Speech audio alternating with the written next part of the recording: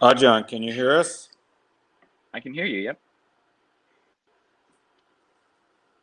Um,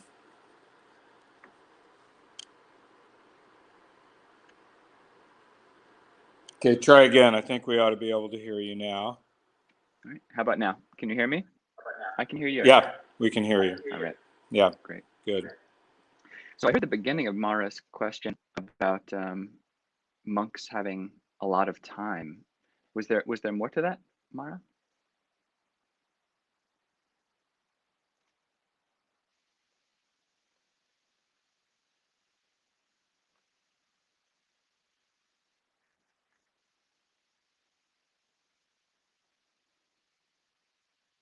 Hmm.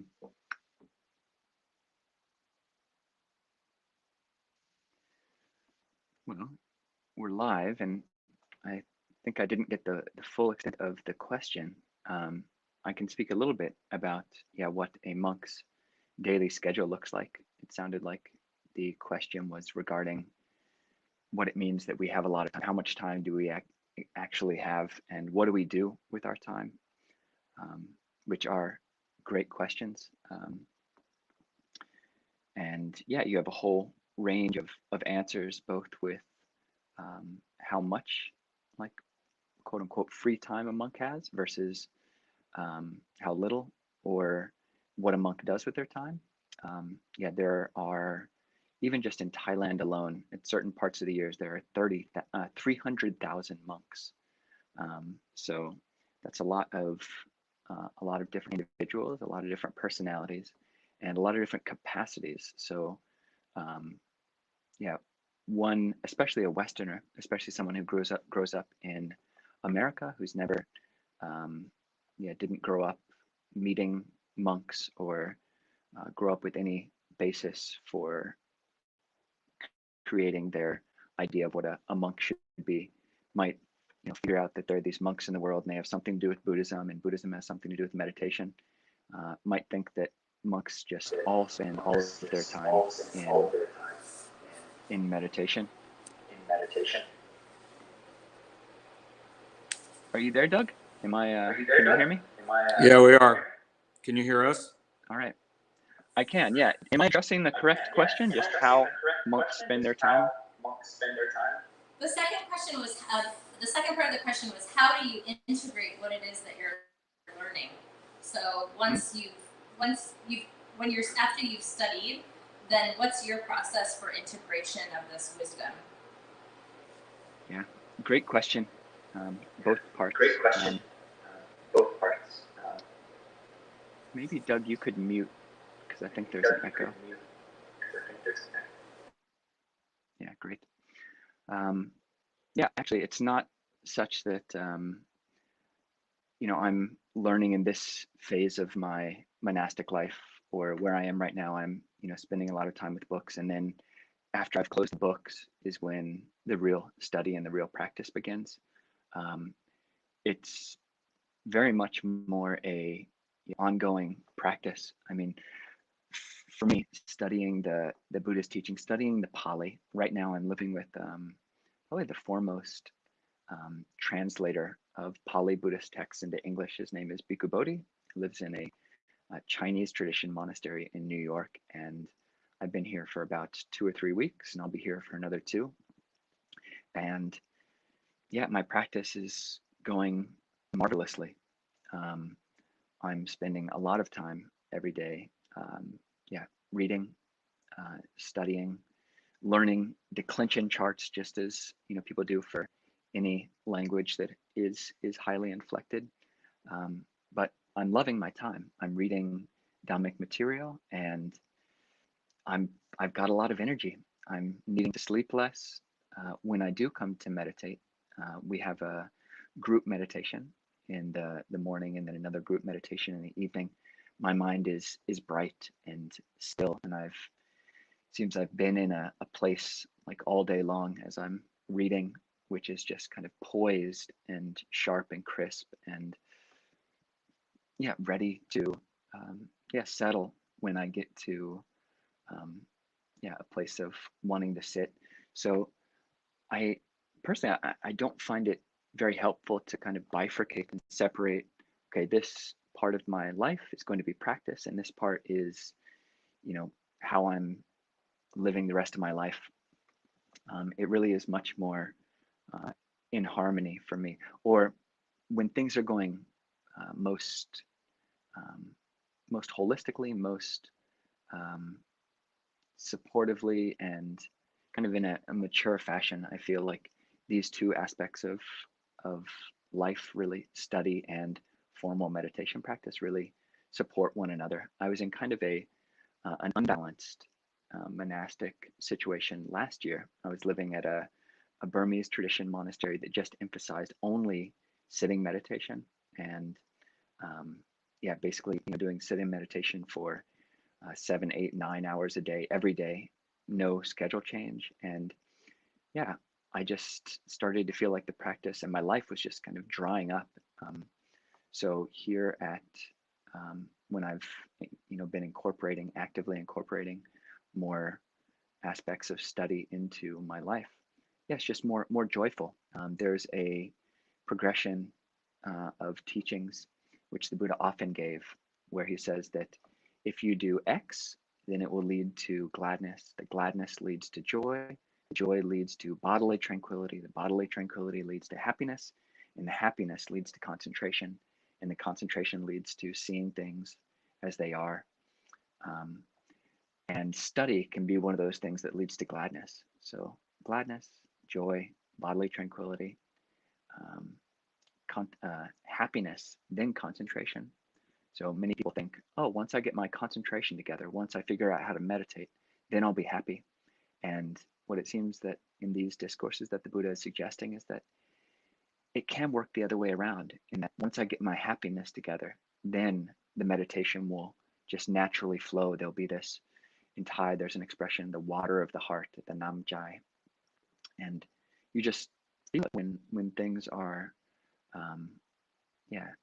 moving in an integrated way in one's life. So that's some general thoughts about how I relate to practice and study. And I mean, once I have gotten to a state where I can start translating things which haven't yet been translated, which is there's really a lot which hasn't yet been translated in Pali, and which actually is very useful for practice in many extents. A lot of the commentaries in Pali haven't yet been translated, and I can do that in the future, hopefully the near future. And then not only will I get the joy and the gladness and basically just the well-being that comes from feeling like I'm spending my time well in learning, I'll also get the feeling like I'm spending my time well in giving back, in doing this translation work, which will hopefully be of benefit to many people, making translations freely available. And that's some thoughts. So right now, if one looked at my daily calendar, you would say, wow, this guy is spending a lot of time in the books, which is true. But you can't actually map mind states onto your Google Calendar. So it's like, I kind of try, in a sense. I could try to explain that, but there's not a one-to-one correlation. Someone can't look at your calendar and know whether or not you're kind of on the right track, mentally speaking, just from seeing the events in your day. So hopefully did that answer your question, Mara? It did. Thank you. Thank you so much. Thank you for the answer. It's really,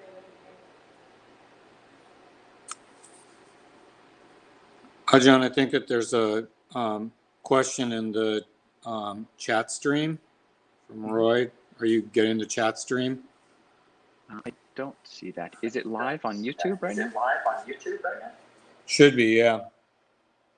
I'll find that. Can you read the question to me while I find I it? can read it. I can read it to you.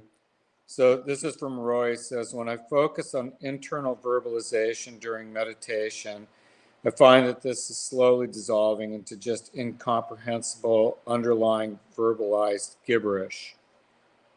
Is it possible that this is a source of glossolalia, or tongues?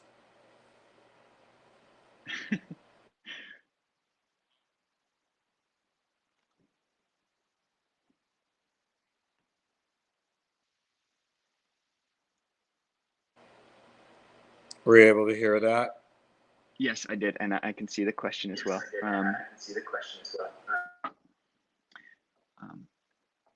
Yeah, internal verbalization. Yeah, I would suggest, Roy, or for others, yeah, glossolalia is, I think there are certain, relative phrases which are actually like seen as symptoms of schizophrenia. So I think there's something called polylalia or echolalia, where you're basically repeating after someone else what they said. And yeah, if you label something in a way which is pathological, then that has a feedback loop on what you're actually how you actually experience it. So it depends on what your relationship is with the word glossolalia. Is it a positive relationship? Do you find the word kind of quirky and interesting?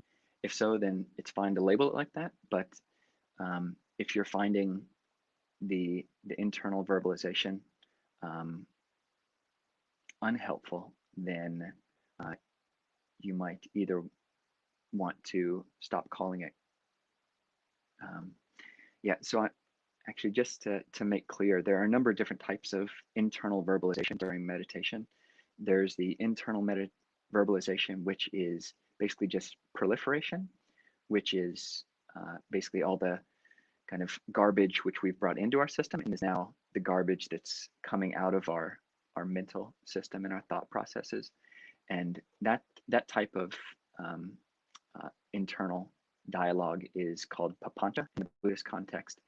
And that's what we are trying to learn how to tame, in a sense. And there are different tools for relating to that unhelpful internal dialogue. But there's also intentional internal dialogue, which can take the form of either a mantra practice, or it can take the form of consciously investigating an issue that's coming up in your mind. And these can be wholesome ways to actually support your practice of stillness and ease and tranquility. In fact, one of the 5 jhana factors. So jhana, for people who might not know, is basically the Buddhist word for absorption, and it's basically there are 4 different levels of this, very profound and very still states of mind.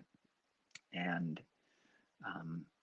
one of the preliminary stages of jhana or absorption meditation practice is one of the faculties is directed thought. So the directed thought, or vitakka, in this situation is internal verbalization, which is specifically conscious and is directed in a very specific and subtle and nuanced way.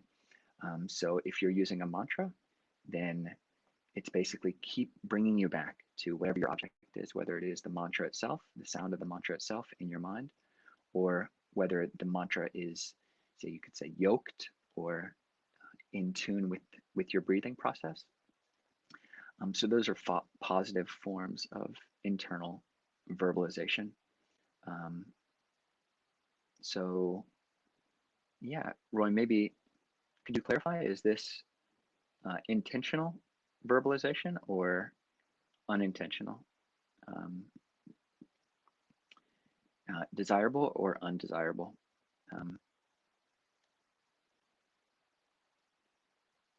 Yeah, if it's the type of wholesome and intentional and conscious directed thought, which actually supports meditation. So as I mentioned, yeah, taking meditation with like Buddho, which basically means knowing. Foot on the in-breath, toe on the out-breath, like this. That can really settle the mind, bring your mind more and more downwards, more and more settled. And if that is what is becoming gibberish, then you might want to just give more attention to being clear about that. So using your mantra in a bringing some life to your mantra practice, kind of waking yourself up a little bit to revitalize the mantra.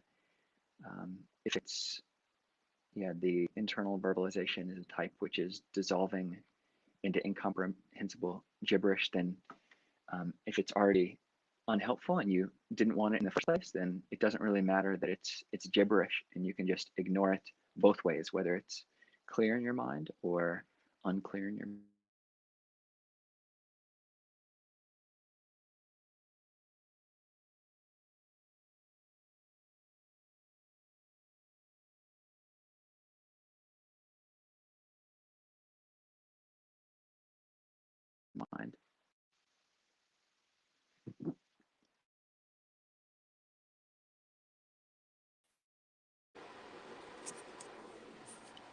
Any other questions from the gallery? No, thank you.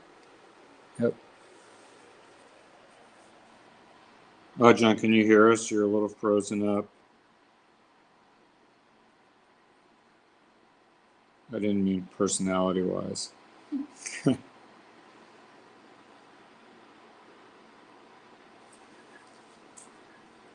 Okay. We're a bit choppy, but I can now. Yeah, the connection is deteriorating a little bit, I think. There's no more questions on this side. Does anybody online have any questions?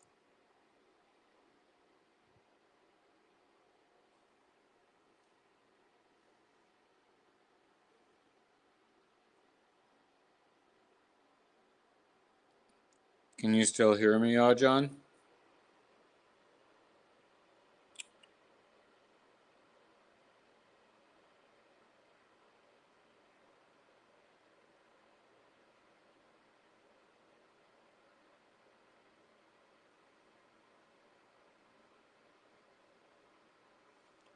Oh gosh.